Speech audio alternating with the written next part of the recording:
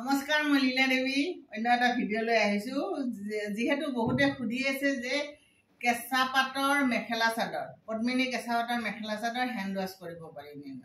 একদম পাৰি। আপোনালোকে প্ৰথমতে আপুনি ডিটাৰজেণ্ট পাউডাৰ পানীত মিহলাই ল'ব। তাৰপিছত কাপোৰ তিয়াই দিলে, দি ধুলে, হাতেৰে ঘঁহি এনেকৈ ধুলে।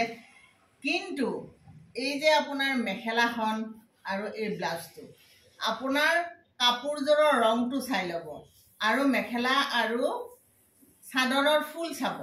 তাৰমানে ব্লাউজটো যদি আপোনাৰ ডাৰ্ক কালাৰৰ হয়, এই বেক চাইডৰ যিটো আপোনাৰ লাইনিং দিয়া হয় সেইটো যদি ডাৰ্ক কালাৰ হয় বা সেইটো যদি ধুই দিয়া নহয়, তেতিয়াহ'লে তাৰ কালাৰটো আপোনাৰ এইটো কি বুলি কয়, অসাৱধানতাৰ বাবে।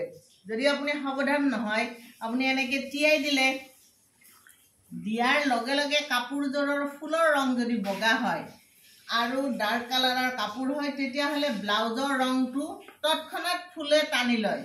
যদি বিশেষকৈ এৰী সূতাৰ হয় বা হোৱাইট কালাৰৰ সূতাৰ হয়, উলেন হ'লে একো নহয়, কিন্তু এৰী সূতা বা আপোনাৰ এইটো দলি সূতা হয়, তেতিয়াহ'লে লগে লগে কালাৰটো সি টানি লয়।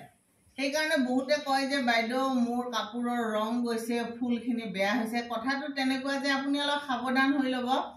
আৰু যেতিয়া এই লাইনিং ব্লাউজৰ পাইপিং দিব, ব্লাউজৰ পাইপিং দিলেও সদায় সাৱধান, যাতে ৰং নোযোৱা চিল্কি কাপোৰৰহে সদায় পাইপিং দিব।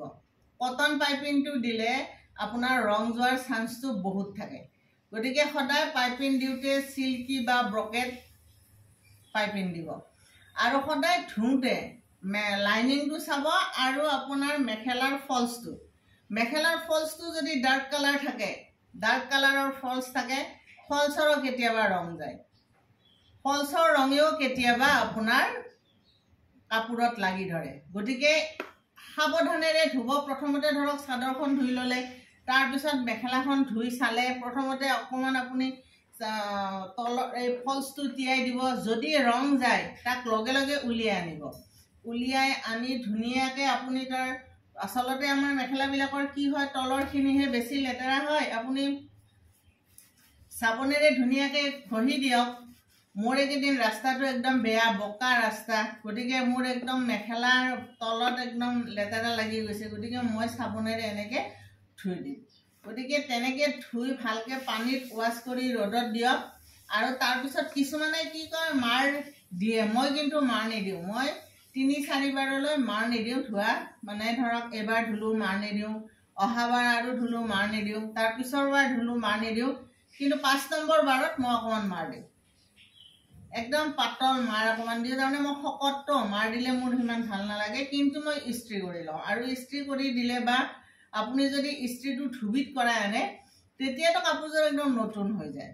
আৰু ধৰক ৫-৬ বাৰ ৫ বছৰমান পিছত আপুনি এবাৰ ড্ৰাই ক্লিনত পলিচ কৰাই দিব, একদম নতুন হৈ যাব। আৰু পিয়'ৰ পদ্মিনী কেঁচা পাটত একো নহয়। কিন্তু আপুনি এনেকৈ তিয়াই নথব, বোলে মই এনেকৈ চাবোন দিলোঁ, চাৰ্ফত এনেকৈ ১ ঘণ্টামান তিয়াই থলোঁ, সেইটো নকৰিব। আপুনি তিয়াই দিলে ভালকৈ চাবোন মাৰি ভালকৈ ঘঁহি দিয়ক। ঘঁহি লগে লগে ধুই দিব। লগে লগে ধুই আৰি দিব, ৰ'দৰ পৰা আনি অকণমান ঠাণ্ডা হ'ব দিব। তাৰপিছত ধুনীয়াকৈ ইস্ত্ৰি কৰক। ইস্ত্ৰি কৰি আপুনি ধুনীয়াকৈ থৈ দিয়ক আৰু নতুনকৈ পিন্ধক। তেতিয়া মানুহে আকৌ ভাবিব বাইদেৱে নতুন কাপোৰ এযোৰ ল'লে।